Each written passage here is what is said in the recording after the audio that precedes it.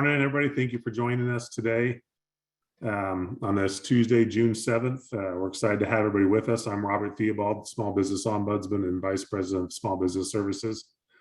I want to start a little bit different this morning. Many of you that have been on here with us before may have noticed I like to use as my background scenes from Arizona, but I do have to admit the scene I have behind me is not from Arizona, but it is from the Grand Teton National Park. I was fortunate to be able to go there on vacation recently. I want to thank Faith for filling in while I was out. She did a great job, so I appreciate that. What we like to do when we start off the boot camps is thank all of our community partners. We could not do these boot camp sessions without our community partners, their time, their effort, their expertise. We have about 120 to 130 different community partners that help with these, and they're all excellent at what they do. So for those not familiar with the Small Business Bootcamp, it is a webinar series designed to help small businesses. It is also a statewide initiative supported by all of our community partners. And besides the Tuesday 9 a.m. webinars, it is a content library and a series of workshops that we started for 2022. So talking about the workshops real quick, we are in the process of scheduling. Our next workshop will be August 11th. The registration is not quite set up for that, but it'll be Thursday, August 11th from 9 a.m. to noon, in person and with a Zoom option for those that can't make it in person, but there's going to be a nice incentive for those that do attend in person by the Phoenix Business Journal. So you'll be seeing information on that come out soon, but that's part of our workshop series that we're doing on access to capital. Now let's talk about the content library portion of the boot camp. So starting with the very first sessions of the Small Business Boot Camp, over 2 years ago, we started recording all of the sessions so people that can't make it at 9 a.m. could watch it later in the day. And as a result of that, we have created a content library of over 200 recorded webinars and presentations with the slide decks and the webinar portion from all of our experts. And so you can go back and review the content library. You can sort by these 7 different categories that you see on the screen, or you can look through all of them and just scroll through and see if there's one that catches your eye. But it's available at no cost to you, or you can share it with your friends and others. If there's a topic you're interested in and you can't seem to find it, please let us know and we can help guide you to one that may fit that need, because there are a lot of webinars in that content library. And it continues to grow as we continue with our workshops. So with that, let's jump into some of our other programs that the ACA has that help support small business. First, we have our small business services. We also have our workforce division and our Arizona MEP, our manufacturing extension partnership. These are 3 great programs to help support small businesses as they grow and go forward. Additionally, we have our small business checklist. This is for those entrepreneurs that are getting started or looking to expand their product line or expand into new areas within the state. And it can help you identify the commonly requested licensing, registration, compliance needs at the local, state, and federal level. You can also find additional information on business planning, marketing, procurement, other opportunities, business resources. It's a very in-depth checklist and there's a lot of information. And as part of that, the checklist is extremely in-depth. So for a quicker kind of fast food kind of drive-through type version of that, we have our virtual assistant, Sally. You can see her on the screen there. Sally is our state and local licensing information. And Sally can help you find some of that quick information that is on the checklist. So with that, let's look at some updates. The main update I want to share, because the timetable is very short on this, this is an SBA program called Thrive Emerging Leaders Reimagined. It's a program the SBA set up for emerging leaders, and the next cohort starts in July, but the window for applications is currently open, but it will be closing very soon. So if you're interested in this national program that the SBA federally puts on, we'll post a link for it in the chat box so you can access that and find out more information. So jumping into our upcoming sessions, we have our best practices for CRM success. We're going to talk about the customer relationship management systems and the technology on that and how it can help support small businesses, and actually review a few different CRMs that work for small businesses. We are not selling as part of that. We're just sharing some information on those so you can make an educated decision if a CRM is right for you or not at this point. And then on Tuesday, June 21st, we've got Brian Burt from Snell and Wilmer. He's a great presenter for us, talking about the 10 legal mistakes to avoid destroying your business. This is a very impactful session. There's a lot of these little mistakes that we sometimes miss and forget. And so he's going to help us identify some of those things so we can avoid them. And then on Tuesday, June 28th, we've got a strategy for achieving success. So we're looking forward to that one as well. So with that, we're going to jump into today's session, and we've got part 2 with Donna Hoover Ojeda. And today is our groundwork for pathway for success, so for growth. So Donna, I'm going to go ahead and turn the time over to you and let you get started.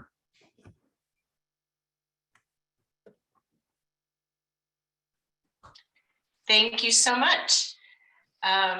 Welcome everybody, and I'll put up the presentation right now to get started. And this is the growth formula part 2. As Robert mentioned, we're going to go through the worksheet today. For those of you that were involved in the presentation last time, we set up the barriers to growth and said that there would be an execution map or roadmap to use for how you can use for your strategic planning. So we're going to talk about that today. Today is more of a how-to and to walk through the worksheet and how it works. Faith did just tell me that the sign-in link on our website isn't working. So we'll get you the worksheet afterwards. So, because we're not going to go through it step by step and fill in all the blanks. That's not the intent for today, is to go through it and give you an overview of how a worksheet starts. Think about strategic planning. I mean, you're planning the next, for small businesses, 3, 5, 10, 15 years of where you're going and what your intent is about your business. So whether you have the worksheet with you in front of you at the moment, is helpful, but it's not essential because I'll have the worksheet up here for you as well. So let's go ahead and get started. Welcome everybody today, and we'll get going. So Donna, real quick, I just posted in the chat the link to last week's presentation. So for those that weren't able to be with us last week, don't worry, I posted the link in the chat. You can go back after today's session and rewatch that. They go together, but they can be done separately. So you're not going to miss out. You don't need to watch this one and focus on today's, but then you can go back and watch that. Yeah, right. What we talked about last time, just to give a brief previous session review, and it's the 3 barriers, which actually afterwards I had several discussions with people, and they had said, well, actually, if I could get through these 3 barriers, they become catalysts for profitable growth. So that's true. And they suggested that I change my title for the future. So I thought that was a very good insight. So catalysts for profitable growth, they're the barriers: leadership, systems and structure, and market dynamics. We talked about those last time. So this time we're putting together a worksheet, a roadmap to help you manage those 3 items, because those 3 is really the job of a leader in a company. Yes, you're an entrepreneur and you have products and services that you're trying to deliver and you're trying to market and sell those. That's what you do, but you also have to manage the business and lead the business. And so they're really 2 separate games that you're playing. One is you have your service, and the other is, how do I play this game of business? And that's what our discussions have been about, and the barriers to growth and using the roadmap is, how do I play this game to win? And what I mentioned last time is that business is about time over money. How do I make more money and spend less time? And we're providing some tools of how you can do that. So, excuse me. So the next trying to find an easy way. The agenda for today is the execution roadmap called the growth formula, because it's each of you have your own formula for making your business work and making your business go. And so how do you map that out? Question I wanted to ask of the group, of the audience is, you know, when we looked at the barriers to growth, there are different milestones in your business journey, and there are different things that happen when you have 10 employees and under $1 million, or if you're over $1 million and trying to get to 25, 40 employees. There are different barriers to growth and different issues, different dynamics that happen. So for today's discussion, I think Faith has a poll available that we can take a look and see just how many, you know, what have we got in our audience, under $1 million and over $1 million, or just starting. So it gives us an idea of just who I'm talking to out there. So I'm excited that everyone is here. While you're taking a few minutes to put there, a few seconds, I should say, to answer this question, because it's just a really quick one, and talk about the roadmap. I give you some resources at the end of this presentation that you can link to give you some templates, strategic planning and growth formulas and growth strategies. There's nothing new. There's literally 450 different models and templates that you can use out there. It just really depends on what you're trying to do. Thank you very much. We have 34% that are just starting out. That's higher than I expected. And okay, so I have to think about how to translate this roadmap for you. And then 41% that are under $1 million and 24% over $1 million. Okay, good. That's very helpful. I appreciate that. So you can Google in your images, one-page strategic plans, and you'll come up with a lot of models. So they're all really the same. It's just finding a format that works for you and that you like. Some have a big focus on metrics, and some have a big focus on alignment and getting in the right direction based off of your vision and your mission. So really finding the ones that work for you. So we're going to go through one today. So they're all basically the same. So we're kind of get a rhythm of how to go through the plan, how to get the roadmap put together, and why the roadmap is important. You saw on the poll that we just took, we have 34% that are startups. So I'll talk a little bit about how startups use this. And I also use this growth formula for high school kids trying to pick a college. So the strategic formula does work, and the growth formula does work. I've been using it for 35 years. I've been consulting for 35 years, doing growth strategies for companies that, you know, I start with them at 75 million in revenue typically, and grow them. Once they become $1 billion in revenue, then they put together a going public plan. Typically is how it works. Because for entrepreneurs, they like to grow their company. Typically, the incentive is not to flip and spin and not to grow and sell. It's really to grow and develop and be organic and have a life. I call those lifestyle companies because they are generational. And my PhD is in generational businesses. And so how they are different than corporate businesses. And how do you grow those? And how do you plan for those so you can have your family in it, your friends, your community? How do you grow a business that feeds a community and a society? So it does take a plan. I mean, one of my clients that I started with when they were 35 million in revenue was Amway. So how do we have 27 family members in a community involved in Amway Corporation, and how have they grown? So you can start out just selling out of your garage and moving, you know, one house to house to house, and literally grow your company that way. You still can do that today. So we'll talk about how to get through that.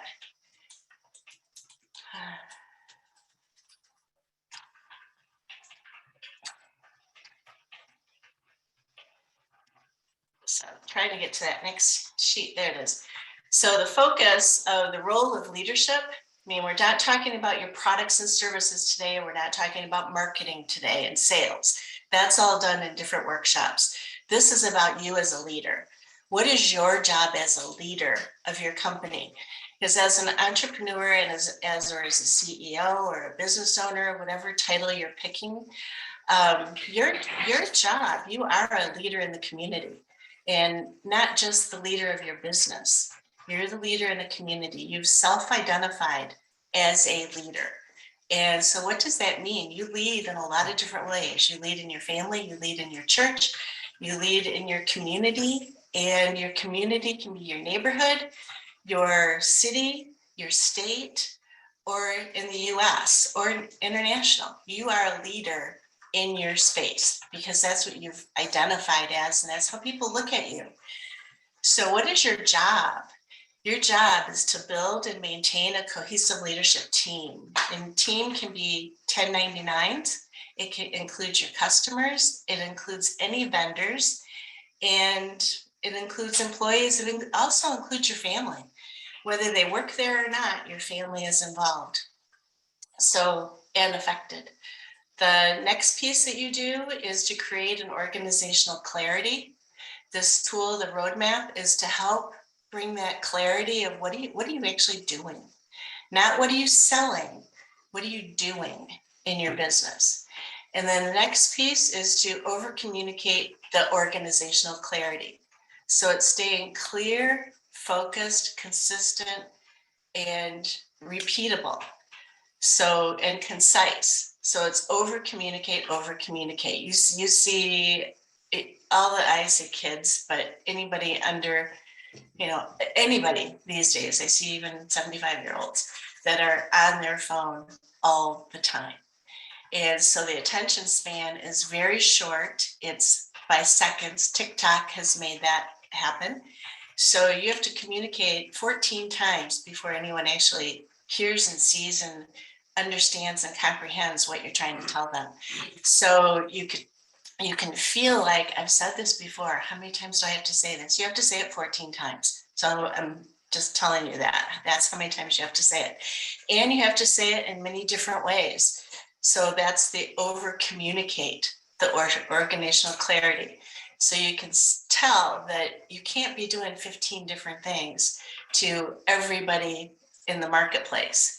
It's being very specific. You hear that in your marketing webinars that you take, of being very targeted at who you're selling to and what you're selling them.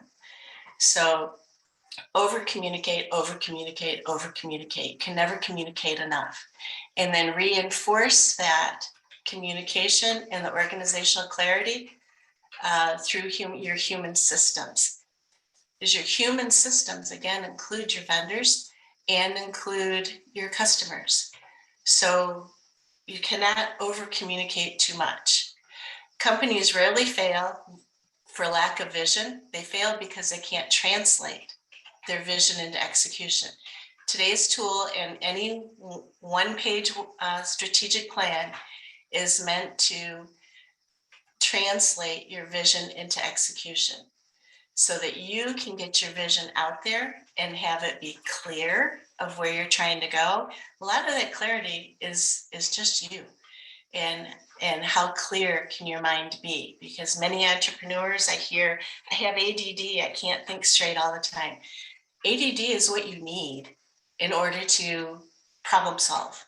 So there's really a benefit to having that, but there's also the drawbacks of how do we stay focused and how do we communicate clearly, consistently, and concisely. So it's translating your vision into execution so that people can help you. And the game of business is not meant to be played alone. It's meant to be played with others. So the more people you can include in your company and give them a job, give them a role, give them some way that they can help you and help you grow, they will help. Vision without execution is hallucination. Have you ever had an idea that you can't seem to get clarity around it or get other people to understand it? Then it just becomes your idea and that's it. It goes nowhere. If other people can't see it you can't make it grow because no one will be able to help you. So, this one, great performance is 1%. Great performance is about 1% vision and 99% alignment. Do you have people working in alignment? Is your plan in alignment? Is your vision in alignment? Is there a straight thread that runs through from your vision to the actual doing this?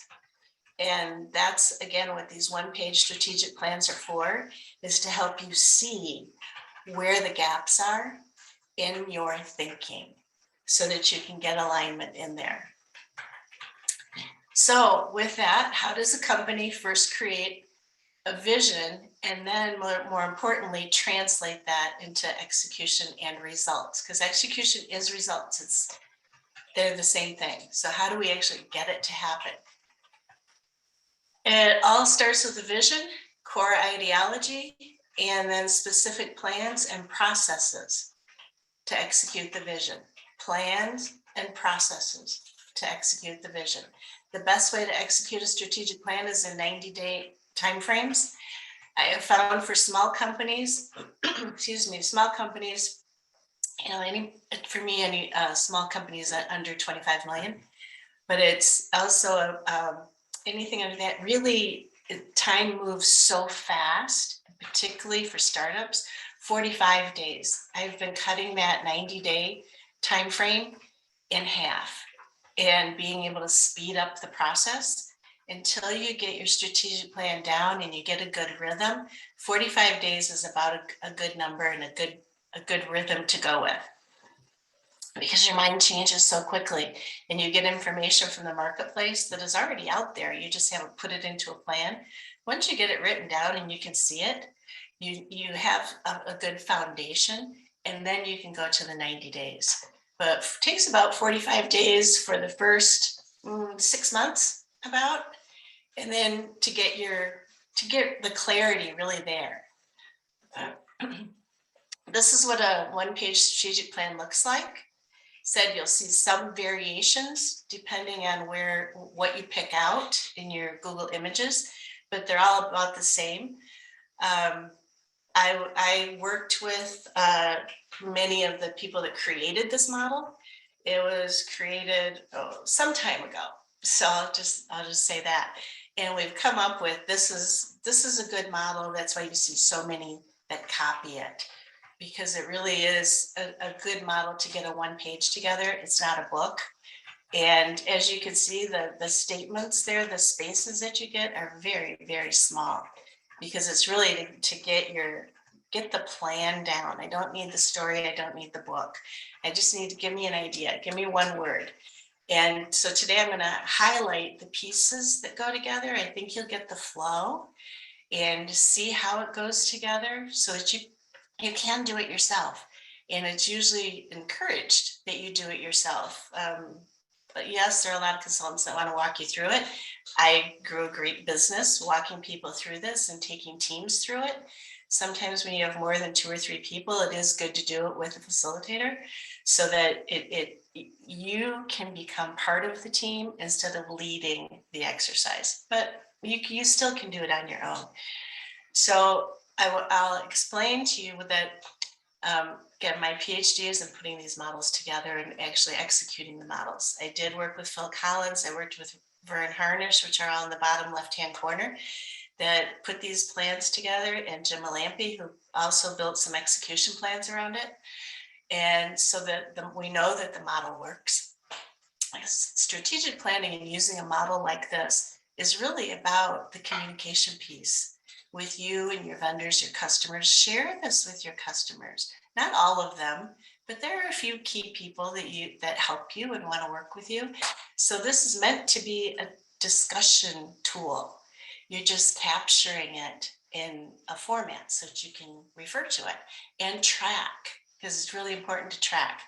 So when I explain the models to you, whether you get them from Google or you get them from here, wherever you get them from, they are mind mapped. And what mind mapped means is you can't start with the SWOT analysis over on the right-hand side because you think that's about your company. Well, you're going to think wrong. So the reason it's mind mapped is it tries to take from how your brain thinks. It's get the items out of the front of your head out, get the top of your head out, and get the back of your head out so that you can see it. And now when you can see it in its totality, you can have a better feel for what is my brain missing? Because everything is in there. You just can't always find it. And the pieces aren't connected in your brain. They're all like scattered around. And I know some of you on this call, your brain is scattered because that's just how our brain works. It files all our knowingness into different places and the retrieval mechanisms are different. And you can't always pull it out. So remember, we're trying to get to alignment, and alignment only happens when you can see what you're thinking. So we start on the left-hand side where it's the should and shouldn'ts is the core values. I know people have talked to you about core values, but I want to show you why they're important and how they're used. Again, it's not a book, but it's listing 4 or 5 core values that serve you and that fit you because you are the owner, that you believe in and support. And trust and honesty is not one of them, because trust and honesty is a human character, a human feature. We all have it. So you take up 2 spaces just using those. So think a little deeper and a little richer than just what does trust and honesty look like to you? What is it? How does it come out? How does it show itself so that you know what you're looking for? And then we get to it, and I'll talk more about each of these as we go through. But the purpose and the why is, what are you doing this for? What is your business here for? Is it really to sell more widgets or to be $1 billion company? That's something a little different. So what's your purpose? Do you want to leave a legacy? That's a purpose. Do you want to provide jobs for my community, for my neighborhood? That's a purpose. Do you want to add value to my church? That's a purpose. Do you want to have something for my children at the end of the day? Do your children even want it? But those are purpose. It's like, again, deeper and richer, looking at your heart and your soul of why are you doing this? And what is the role of your business in society? And then the BHAG, this is a big, hairy, audacious goal. The big, hairy, audacious goal is really about, setting a goal that's bigger than yourself and bigger than you can see. So it's you're looking deep inside your heart and soul to say, what do I really envision? And what is success going to look like, in 20 or 30 years? What does that look like? That's your big, hairy, audacious goal. And what do I imagine? I want to change the world. Okay, how? And what is that going to look like? What is your role going to be? Because you can't change it by yourself. So you have to include others. And then the Envision, and on that big, hairy, audacious goal, it usually has revenue numbers. Again, I'll go in further detail as we go through this talk. But again, just giving you an overview of the map. So think of it as a map. So you have your Envision future. Your Envision future is, how's that different than your big, hairy, audacious goal? Big, hairy, audacious goal is typically something fixed. I want to beat out Nike. I want to beat out Tesla. I want to be $1 billion. I have $1 billion company. Okay, those are all good. That's true. The Envision future is taking it the next step further and say, what does that look like? What does it feel like? What do you see when you have that? When you achieve the big, hairy, audacious goal, what is that going to look like? Try to use your senses because it makes it more real. When you can visualize, how's it going to feel? What colors is it going to be? What do you envision? Do you envision, when it says Envision future, do you see many offices? Do you see a website? Do you see a portal? What do you see? When, what does it look like? Hedgehog is about, what are you passionate about? Best in the world. Best in the world is just your space. And your economic engine is, what do you make money at? Because many times we have things that we like to do, but people aren't paying for it yet. The example that gets used typically is for an artist is like Picasso, when he was painting When he was alive, he couldn't sell anything. And he did his drawings and he couldn't sell anything, but he really wanted to keep doing it. It wasn't until after he passed that his paintings became popular. So his economic engine, to continue doing his passion, he had to sell something else or do something else. So what do you have to do to keep the money coming in so that you can do what you're passionate about? So another example that gets used is cakes. I have a woman that says she wants to make the massive wedding cakes. Well, and she's not even known yet. She's just starting out. I try to encourage her just making a basic chocolate cake and getting your name out there and making the best chocolate cake, which is the best in her world, and then grow that reputation, because your big, hairy, audacious goal is to make those massive decorative wedding cakes. So it really goes in steps, but you can't just get to making massive wedding cakes before you've developed a brand and a name. And then you have the sandbox is where you're going to do this. And so we talk about that piece: value proposition, brand promise, and elevator pitch. You all have that. And also the lean canvas helps you with these items here too. And lean canvas, I think you can take those workshops through the boot camp as well. And there's some recordings to help you with that lean canvas and business canvas. They're a little bit different, but they're very similar. So I'm not going to go through those because you have those. On the right-hand side of the SWOT analysis, the SWOT analysis applies to your big, hairy, audacious goal. SWOT analysis applies to your big, hairy, audacious goal. What do you have that you're competent in? What are the barriers? What do you still need to work through or acquire? What are the opportunities for you to exceed that plan? How are you going to achieve that big, hairy, audacious goal? What do you need? What do you see as an avenue? And then the threats, what gets in your way? So this is the first page. This page, once you get it together, it takes about 3 times of putting it together, which is about 2 or 3 months of getting it. And then it's your foundation. It doesn't change. So it's spending the time, and you don't just sit down and do it.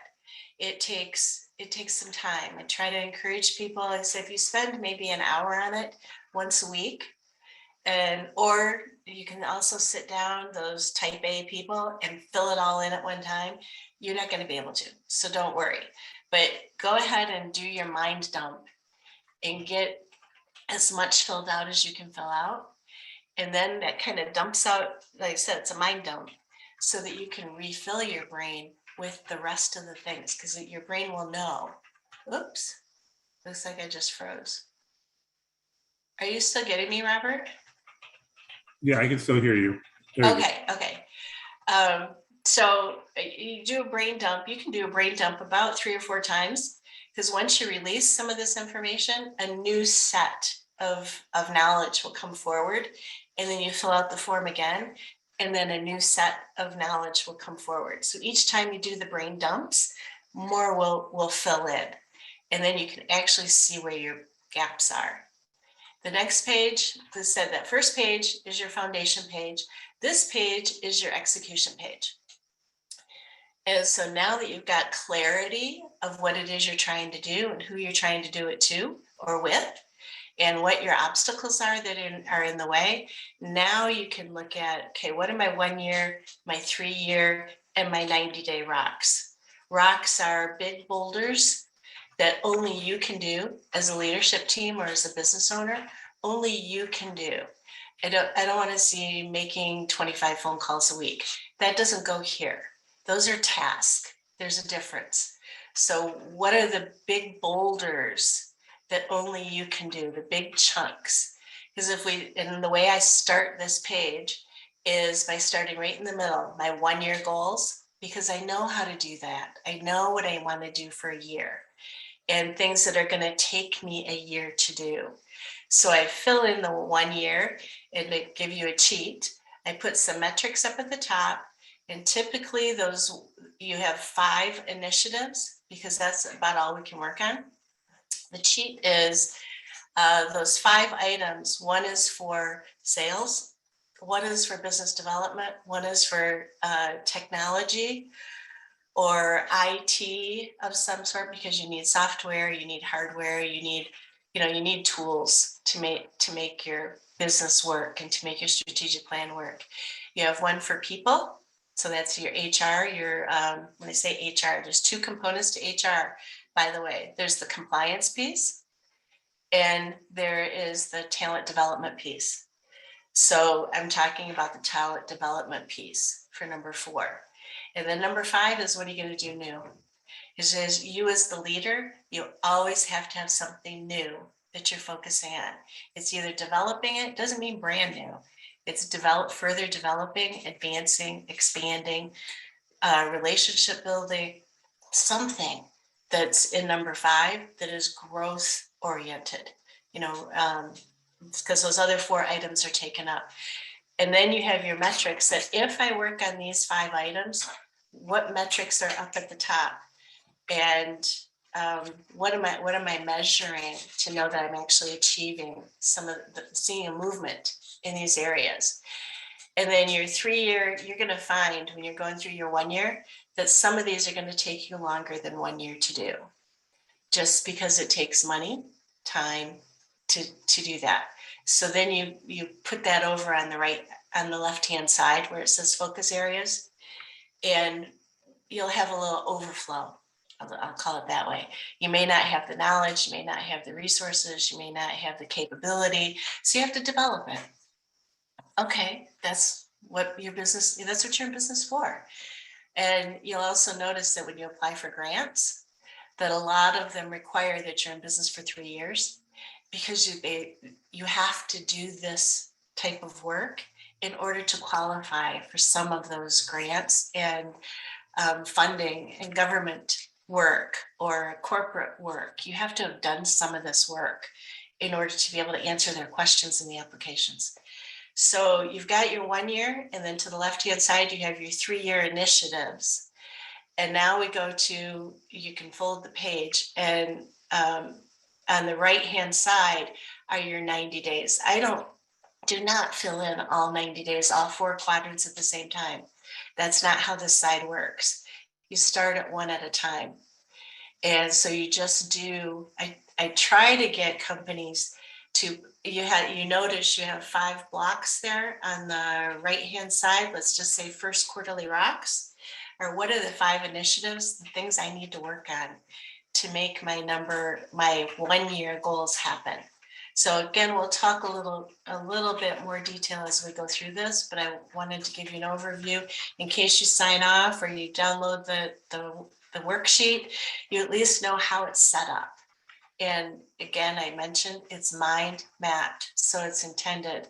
What is that? It's called a cascading plan, so that you have to do the first page first and the second page second and third page third. There is a process to putting it together, so that your first quarter rocks will match up towards one of the 5 initiatives, 1 year initiatives that you have.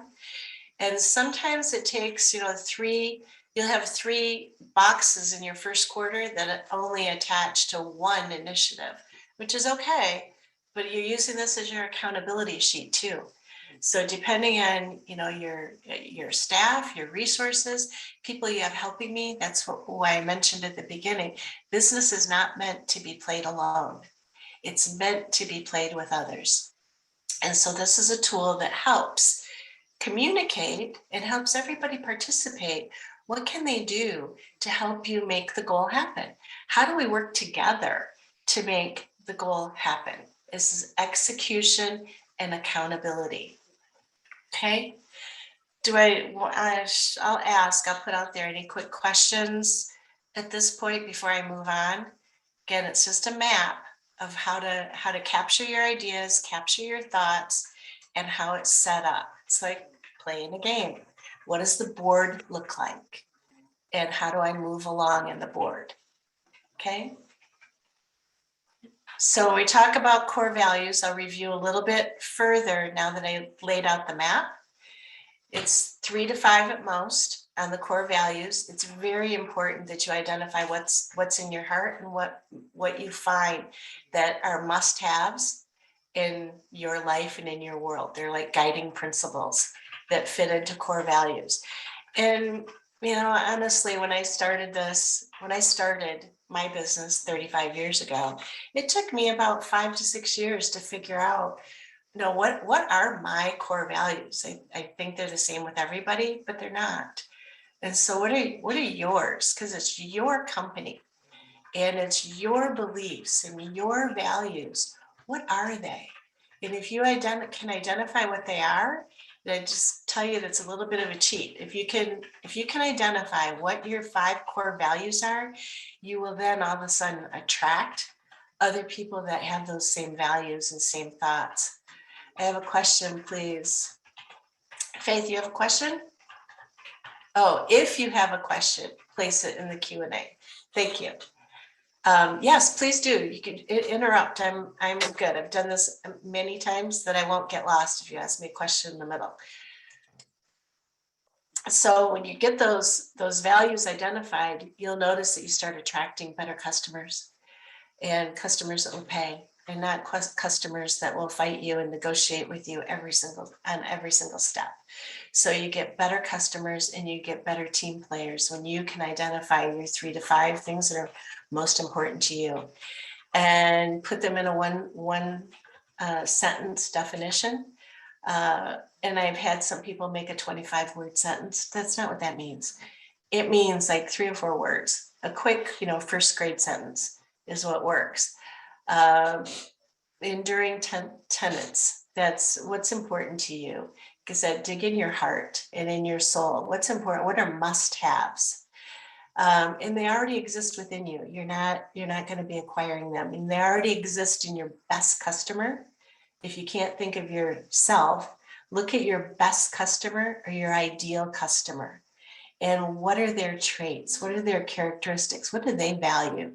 And you'll be able to see a reflection that those are things you see. And so that will help you.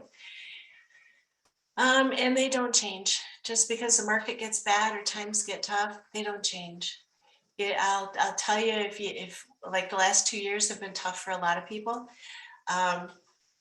And when you have your strategic plan put together, they're not tough. You actually, when times like the last 2 years, you leverage it and you win. You gain more traction and you gain more ground. So it's important, I think, it's important to get ahead in your planning cycle and then ahead in your core values so you recognize them. But when it says it doesn't change during market conditions, and you don't take somebody at a discount because times are tough. I guarantee you they will be a problem client, problem customer, and you'll end up wasting your time and your money on those problem people. So don't do that. Stick with no customers is better than customers that really don't fit because you needed to make some money. It just doesn't work that way. And it should be evident to all. When someone thinks of you, like Robert Theobald, I can identify what Robert means to me, and it should be consistent. If he's living his values and you're living your values, it should be consistent and obvious of who you are, and that others can see it. Okay, and like it says, you hold on to those during the toughest economic times. Those values do not change. You do not waver. Okay, so when someone thinks of your company, they can identify the top 3 things that are you, and they're right. You can even do that. You could ask people, ask your customers, what do you think of when you think of my company? And there's 3 things. They have 3 things. I guarantee it. They have 3 things to think of, and they're probably not the same 3 that you think of. So that's a good exercise to see, am I living my core values? And are the core values being presented to my customer that I want to have? Are they consistent? Your true values are guidelines for behaviors, moments of truth and decision-making framework. You use them for hiring and for annual performance reviews. I do annual performance reviews on my customers, on my clients. I give them annual performance reviews. So, and that stimulates, they give me a performance review too, but that's repeat work. So that's how I get repeat work, is I will do the performance review on them. It says annual, I typically do it every 6 months. Give them a review on what I see that they're doing right, they're doing wrong, they could improve, they could get better results. I don't say doing wrong. Sometimes they are doing something wrong, but it's a performance review, what are their goals and their objectives and what could they do better to get better results. So when we talk about big, hairy, audacious goal, I want to explain that a little bit. It's bigger than yourself, because it's a big, hairy, audacious goal. Remember, business is about doing it with others. It's not meant to be played alone. Not meant to be played alone. You can be a sole proprietor. You can be a solopreneur, but I guarantee you're not doing it alone. Your customers are part of that mix. So I manage my customers. I give them feedback, just like employees. They do things for me. They do things with me. I do things for them. We do things together. It's an exchange. There's typically a revenue goal because we're trying to get somewhere. I know when I work with the CEO or the owner of the company that they cannot do it alone. So, and you cannot do it alone. You can't get there from here doing it by yourself. So you need others to help you. And when we talked about the barriers to growth in our last presentation, it talked about leadership and what types of leaderships out there and the different phases of leadership. You develop your leadership team, and your customers can be part of that leadership team. An advisory board can be part of that leadership team. They don't have to be paid. So you learn from each other. It's meant to be played together. You don't have to be realistic. Realistic means it's because when we think realistic, we think of in today parameters. So take the realistic off of it and take a look at that dream. What is that dream of what do you really envision for that future? And then include others to help you create that vision and to make that vision real. You can only think of one piece, but if you have 4 or 5 different people working that vision with you, you will attract them. You will attract smart, bright people that will help you with that envisioned future. Describe what that goal looks like, how it feels, and what does it bring to society? And it'll come true. It will come true. If you can explain it and you can include others, it will happen. Okay, that's a big, hairy, audacious goal. Bigger than life. Jim Collins talks about a hedgehog. What's a hedgehog? This is what do you do best? And I get many, many customers that say we want to sell to everybody. Well, that's not really how it works.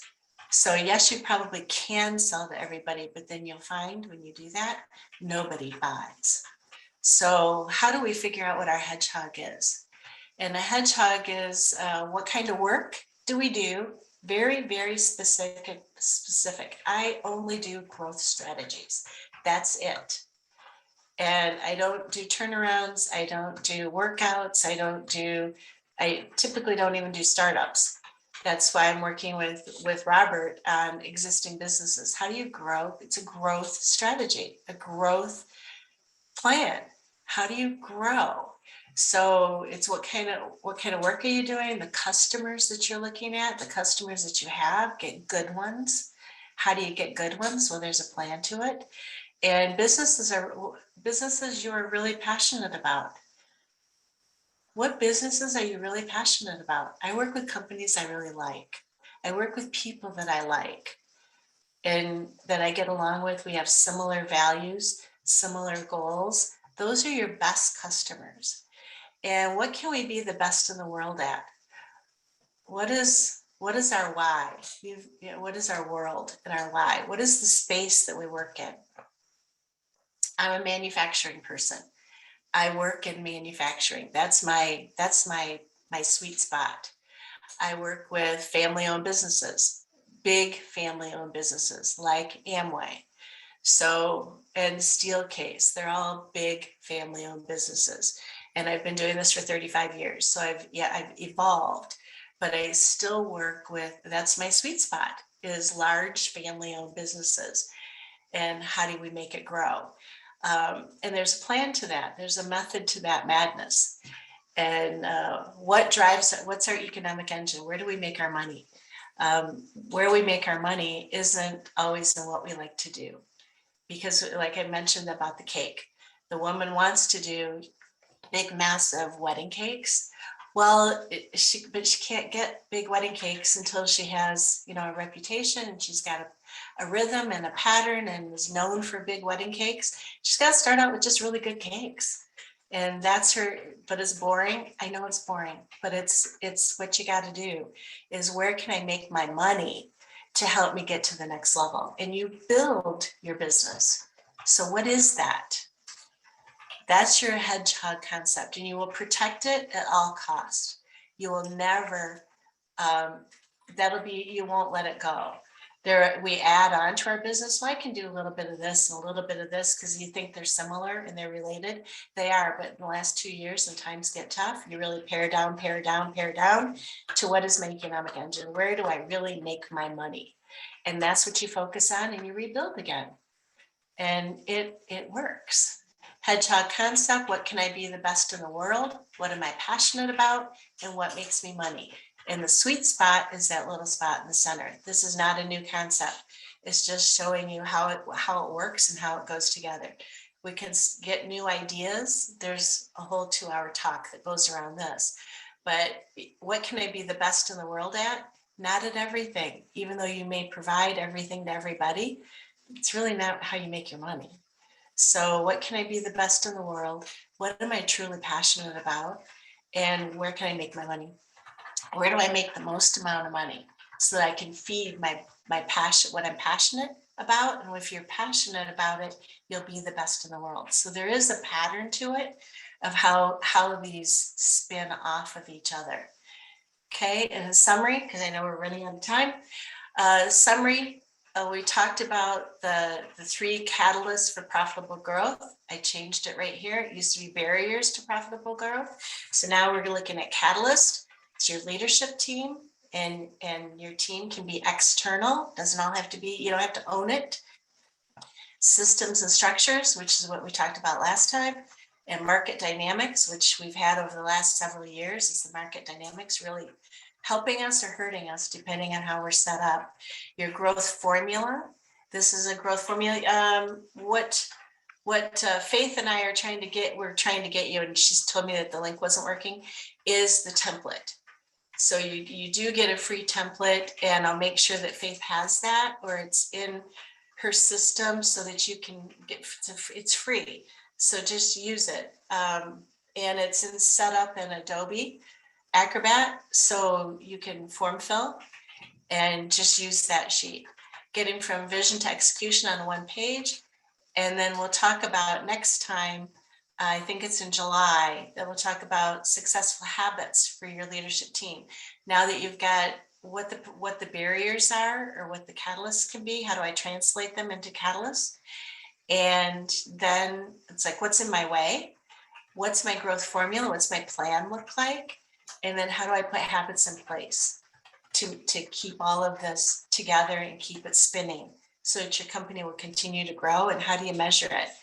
I want to add in here that growth happens in stair steps, not a linear line upwards.